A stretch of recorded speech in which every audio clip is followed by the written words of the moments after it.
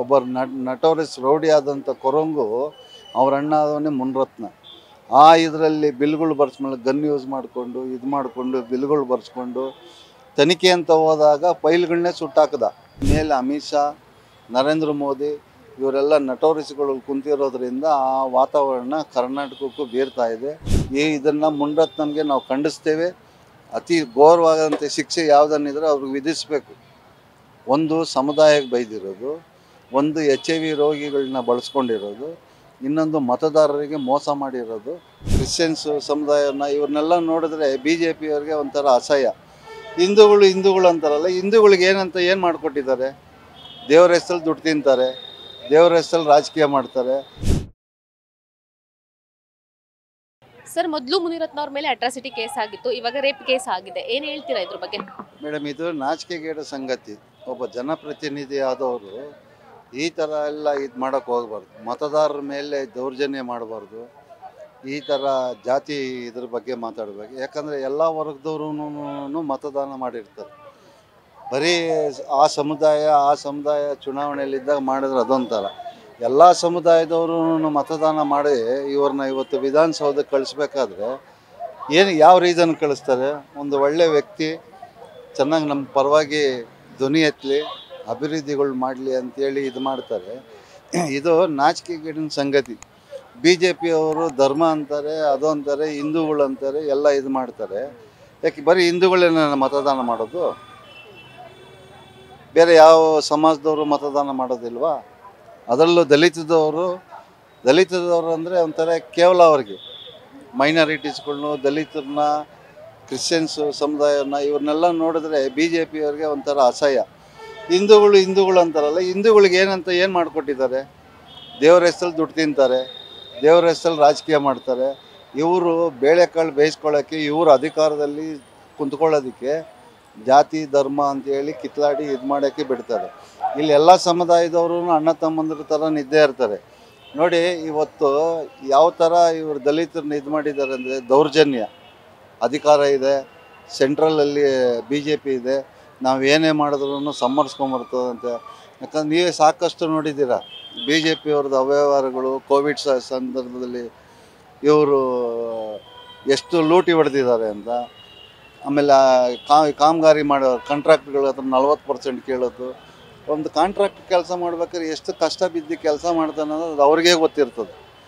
ಹಾಗಾಗಿ ಇವರು ಅವ್ರ ಮೇಲೆ ಇಷ್ಟು ಪರ್ಸೆಂಟೇಜ್ ಕೊಡಿ ಅಂದರೆ ಇವು ಕಾಂಟ್ರಾಕ್ಟ್ರುಗಳು ಇಷ್ಟೆಲ್ಲ ಪರ್ಸೆಂಟ್ ಕೊಟ್ಟರೆ ಕಾಮಗಾರಿ ಎಷ್ಟು ಪರ್ಸೆಂಟಲ್ಲಿ ಕಾಮಗಾರಿ ಆಗುತ್ತೆ? 2 ದಿವಸ ನೋಡೋಕ್ಕೆ ಬಿಲ್ ಆಗಂಟ ಚೆನ್ನಾಗಿರುತ್ತೆ. 3ನೇ ದಿವಸ ಏನಾಗುತ್ತೆ, ಎಲ್ಲ ಕಿತ್ತೋಗ್ತದೆ. ಕಳಪೆ ಕಾಮಗಾರಿ ಮಾಡ್ತಾರೆ.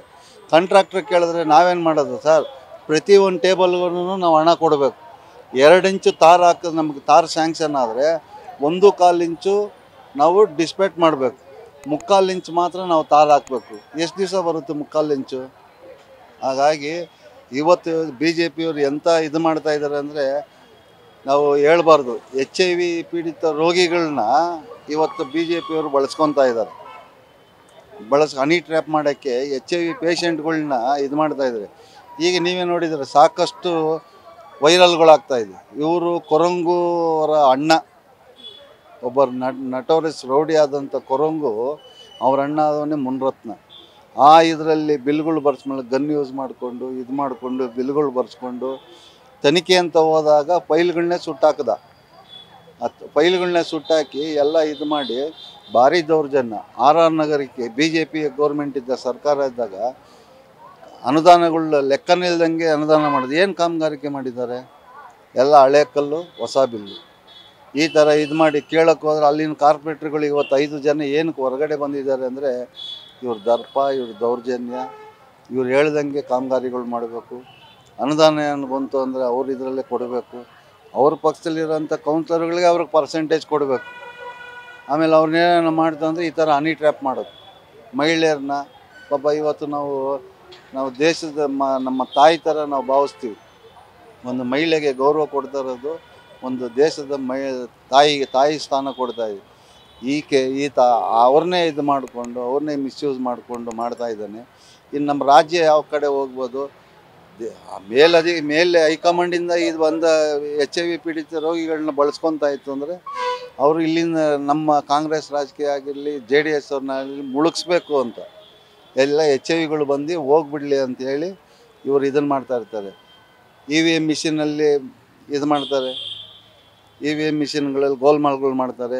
ಎಲ್ಲಿ BJP ಇರ್ತದೆ ಅಲ್ಲಿ ಓಟ್ಗಳನ್ನ ಹೆಚ್ಚು ಮತದಾನ ಮಾಡೋದು, ಎಲ್ಲಿ JDS ಅಲ್ಲಿ ಇರ್ತದೆ ಅಲ್ಲಿ ಮುಟ್ಟಲ್ಲ, ಕಾಂಗ್ರೆಸ್ ಇರೋ ಜಾಗದಲ್ಲಿ ಮುಟ್ಟಲ್ಲ.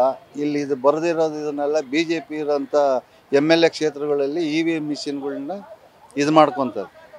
ಅಂದರೆ ಡೌಟ್ ಈಗ ನೀವು ಇದು ಮಾಡಬೇಕಾದಾಗ ಪರಿಶೀಲನೆ ಮಾಡಿ ಎಷ್ಟು ಕ್ಷೇತ್ರದಲ್ಲಿ ಎಷ್ಟು ಮತದಾರರಿದ್ದಾರೆ, ಎಷ್ಟು ಪೋಲಿಂಗ್ ಆಗಿದೆ, ಹೆಚ್ಚಿನ ಮತಗಳು ಹೆಂಗೆ ಬರ್ತದೆ.